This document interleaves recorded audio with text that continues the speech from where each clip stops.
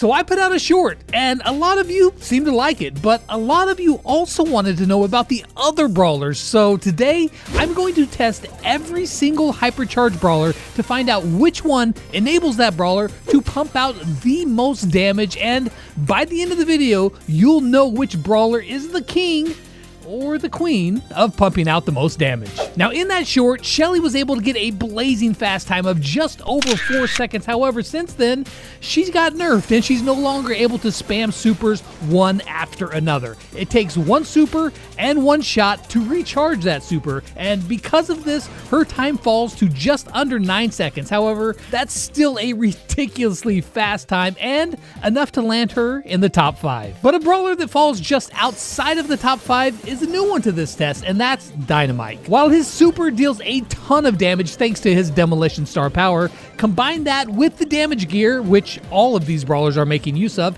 and his time comes in at 13 seconds flat. And if you're wondering how I calculated this time, it's from the frame that the first damage appears on the big bot until the big yellow circle appears from when the bot is destroyed. And speaking of getting destroyed, Spike is able to obliterate the boss in just over 7 seconds, thanks to the combination of multiple supers, his insane gadget, and of course his shots that pack a wallop. Now, that time is good enough to land him in 4th place, but we're here to see who can kill the bot the fastest, and the one brawler that will not have that distinction is a new brawler, Miko. I equipped his record smash star power to get double the damage from every shot on the boss, but as soon as his burst is over, his miserable reload speed drags him back down to earth and leaves him with a pathetic 53-second time, which is not good at all, but at least he keeps himself out of the 1 minute club, which is a very exclusive club that currently only has one member,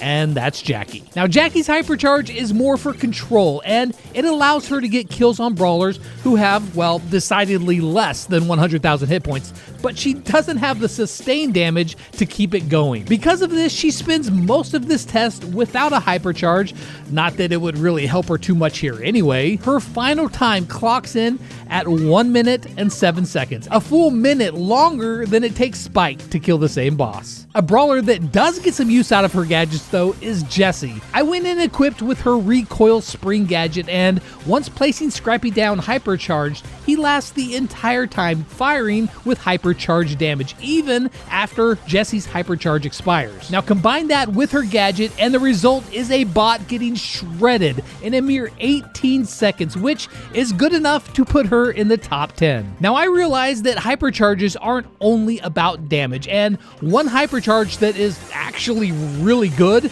is for Lou. This super changing ability can freeze targets instantly, and in a game, it results in that person being dead, and it offers incredible control in the process. But in this test, well, yeah, none of that matters, as the extra trickle damage he gets is basically insignificant. It takes Lou what feels like forever to burn through the boss's hit points.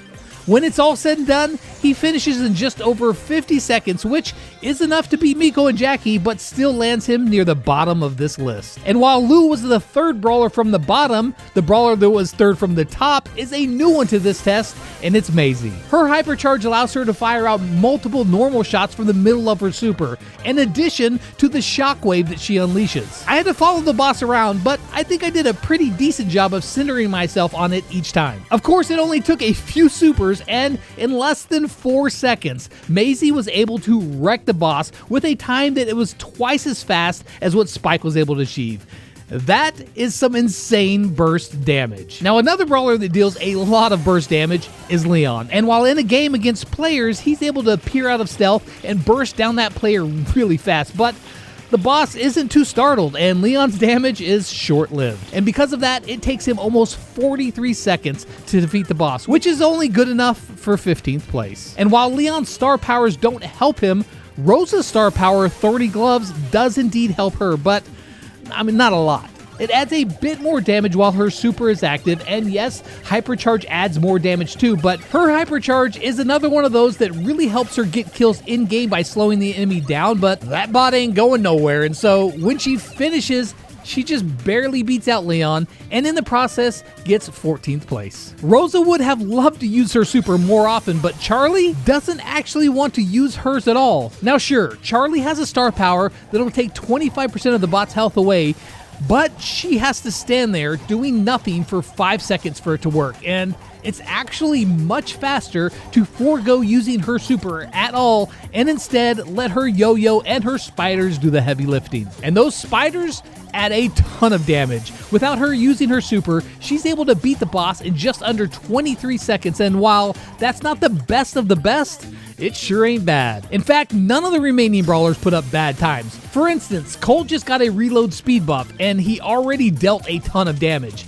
With that Hypercharge activated, chaining supers, and using his gadget to reload his clips, he walks away with an impressive 12-second time, which leaps him all the way to 6th place. And another brawler who loves leaping and whose Hypercharge is really strong in game is Edgar. I equipped his hard landing gadget for that extra damage and engaged his Hypercharge. Now, not only is Edgar's Hypercharge very strong in game, but in this test as well. While Edgar is mainly a burst damage brawler, he shows that he has the sustain damage as well, as he beats the bot in a quick time, just barely edging out Charlie. Edgar has one of the most deadly Hypercharges in the game, but right there with him is Fang. On the downside for Fang though, his special ability of going through walls with his Hypercharge doesn't get any added benefit in this test, as there's no need to pass through any walls. But his Hypercharge trail of popcorn helps, and add into that some additional popcorn from his gadget, and even if this Hypercharge isn't fully on display, he still manages to get a sub 30-second run, placing him in 13th place. And while Fang fell outside of the top 10, Pearl did not. She starts the fight with a Hypercharge super with full heat and a gadget to add even more burn damage. Now, if she was able to keep up that full heat the entire time, it would be crazy, but alas, her heat goes down very fast. Regardless, the amount of damage she's able to put out is on full display here, as she finished in just over 18 seconds, giving her 10th place. Most of the brawlers I've shown only get benefit from a couple things, like a star power or a gadget combined with their Hypercharge, but Bull gets multiple benefits. He has his damage gear, his star power that doubles his reload, in addition to that Hypercharge. So while his Hypercharge really just adds a bunch of defense to himself, which allows him to be very aggressive in game, all of these abilities allow him to charge that bot into submission, putting up an impressive sub 16-second time and giving him 8th place.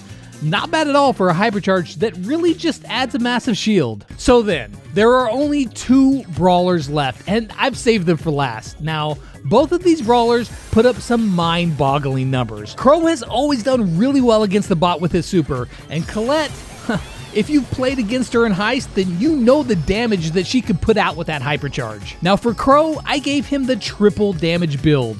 Mythic gear, carrying Crow's star power, and his damage gear. Colette's Hypercharge literally doubles her damage, and she can cycle supers so fast with it. The same goes for Crow, as his daggers fly in and out, dealing insane damage with that Hypercharge. Now both of these brawlers put up crazy times, but there can be only one winner. Crow finished with a time of 3.23 seconds, and Colette did the job in just 2.48 seconds, meaning that Colette has the most overpowered Hypercharge in the game. Now, I know that I could have done these tests probably slightly better, but this ought to give you an idea of how much each of these Hypercharges add to the brawler's damage. We'll see if the next Hypercharges are just as OP.